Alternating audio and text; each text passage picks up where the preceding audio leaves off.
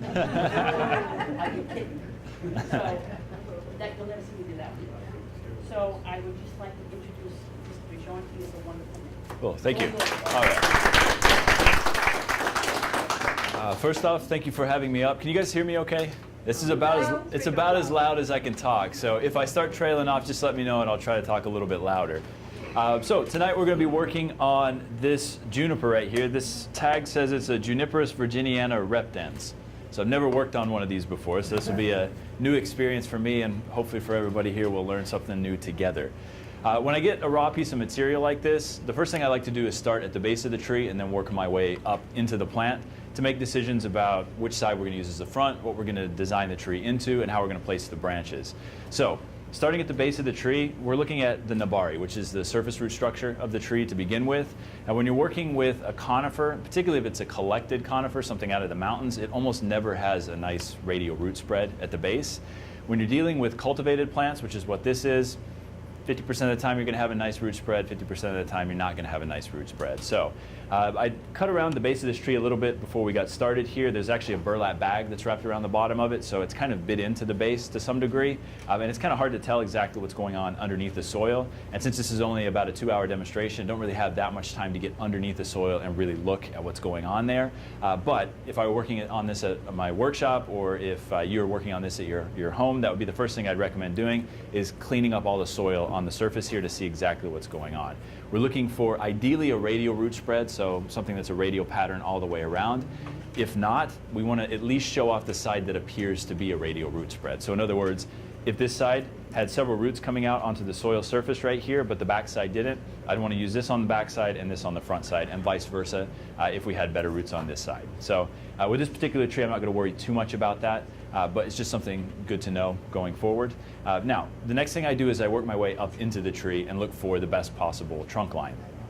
So I want to have a nice wide base that tapers. I want it to have some movement to it, some interest to it. I want to avoid having pigeon-breasted areas in the trunk. So for example, I would not want to make this the front of the tree, because the base of the tree comes directly towards you. You get that kind of pigeon-breasted look, which is what we don't want. If we tilt the tree or turn the tree to the side here, you've got nice movement. There's a ton of really good lines up through here. So for example, this line up through here is quite nice. This line out through here is also quite nice. These lines out in this area are quite nice for branching. So that's a potential front there.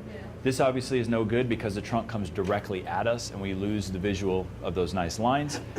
Now on the back side of the tree here, on the opposite side, we also have some nice lines through here. It's a little bit more difficult to tell from that side because there's so many branches coming directly out towards us. But I'm not too worried about the branches at this particular point. We can manipulate those or remove them if they're not in the right spot. So I'm really just looking for that primary line in the trunk. Is there movement? Is there taper? Is there some interest there that we can show off? So potentially somewhere in this general area here might make a decent front. I'll spin that so you guys can see a little bit there. All right, that's one potential front, and then the opposite side here is also another potential front here. Right, now the third step in moving up the tree is to look at the branches. Like I said before, we can remove some, we can manipulate them into different positioning, but maybe there's one front that's better than the other in terms of where the branches are naturally placed. Now ideally you want a majority of the branches coming out of the back of the tree so you can create some depth, and also so you can manipulate those around to the front and create a nice kind of compact design. If you have a lot of branches coming out of the front, it's difficult to pull them to the rear and then bring them back towards the front without creating kind of a spaghetti type look that's visible from the front. Whereas if they emanate from the rear, I can bring them around and all you end up seeing is the foliage framing the most interesting part of the tree, which is really the goal. So with that in mind, there's a lot less branches on this side of the tree than there is on this side. So if we're looking at designing this tree by bringing some of the branches from the back towards the front, this is probably going to be your better front, somewhere around this area here. It's pretty obvious, I think, with this tree, but I just want you guys to sort of understand my thought process and how I decide what's going to be the front of the tree versus the back of the tree. Does that make sense so far? Okay. If you guys have any questions at all during the course of this demonstration, feel free to shout them out. So, all right. So, since we're going to make this the front of the tree, now we need to figure out exactly what is going to be our main trunk line. Are we going to utilize something up in here, you know, maybe this or maybe this back here? Or are we going to eliminate this and utilize something like this as the main line of the tree? I vote don't eliminate. You vote don't eliminate. Okay. All right. We'll go through this together here. So this line right through here is actually really, really nice up into this area. Now once we get right up into here, it becomes a little bit more difficult to decide what we're going to continue on as the main line of the tree, because we have two branches that are a similar size coming out of the same spot right here. So one of those would have to be eliminated if we were to use that as the main line of the tree. Now, if, for example, we were to eliminate this entire thing here, right, and turn this into a deadwood feature, we could make this into an interesting deadwood feature, and then this becomes the main line of the tree. Now, as this is situated now, it's quite straight, but it's very flexible. We can bend it, so we can manipulate that around to make an interesting line out of that. That's a possibility. We also have to think about which direction we want the tree to move. Now, if you look here, this branch that comes off the front right here, this could potentially make a nice first directional branch. It comes out on the outside of the curve, which is the ideal situation. It dips down, it kind of undulates down, and if we were to use this as the first branch, this tree would probably end up being a semi-cascade tree that's moving to the left. The other option is that we eliminate this branch over here, and we utilize either this or this, and we build the tree moving back the opposite direction. Right? We can do either way. Either way is going to look pretty cool. I'm going to kind of let you guys decide what you think is going to be the most interesting. You want it to move in this direction? Okay. Eliminating a branch like this? That seems too obvious. Too obvious? Yeah? Okay. You want to make it challenging for me? Okay. What's that? Yeah, so anything that we cut off on a conifer, we're going to turn into a gin to start with, which is a deadwood branch, basically. You can always cut those deadwood branches off later if they don't match the design. You can shorten them, but you can't elongate them and you can't put them back on once they've been removed. So it's better to turn everything into a gin first, and then as we get further into the design, we can eliminate or shorten what doesn't fit in the overall design.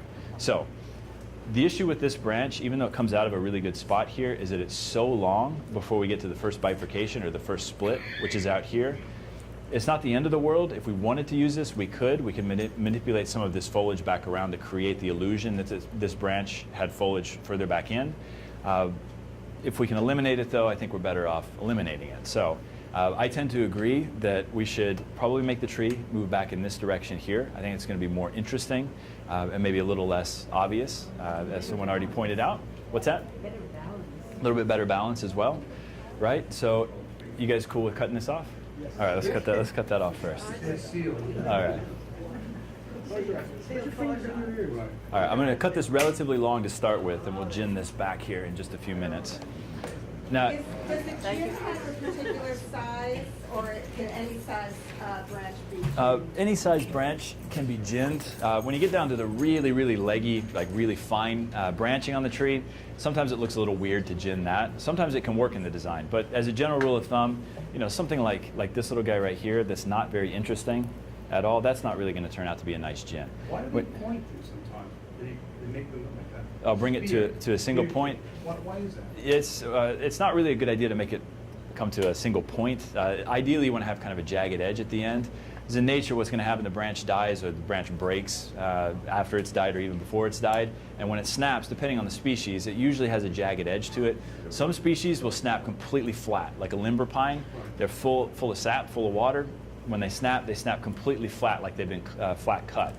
So with those trees, sometimes it's good to kind of simulate that if you're turning a branch into a gin on a limber pine. But on a juniper, when you snap a juniper branch, it peels back and you get this kind of jagged edge to the end. So we'll turn that into a gin here in just a second once we cut everything else off that we don't need. So on the back side of the tree here, I mentioned taking stuff from the rear and pulling it around. There's a limit to that, though. We don't want to use stuff that's so long that we have to spaghetti it around to create that effect in the front. We also don't want to keep branches that are too heavy on a tree like this. We want to cut it back to a very basic structure, meaning very soft branches that we can easily manipulate, and that over time, as they thicken, we can cut back to smaller and shorter and softer growth further back in on the branches. So in other words, this big branch back here that's coming directly off the back of the tree, this is so thick and so long, all the foliage are just in these little tufts out here at the end, that to try to manipulate that around, you're going to end up with these really weird bows in the branch.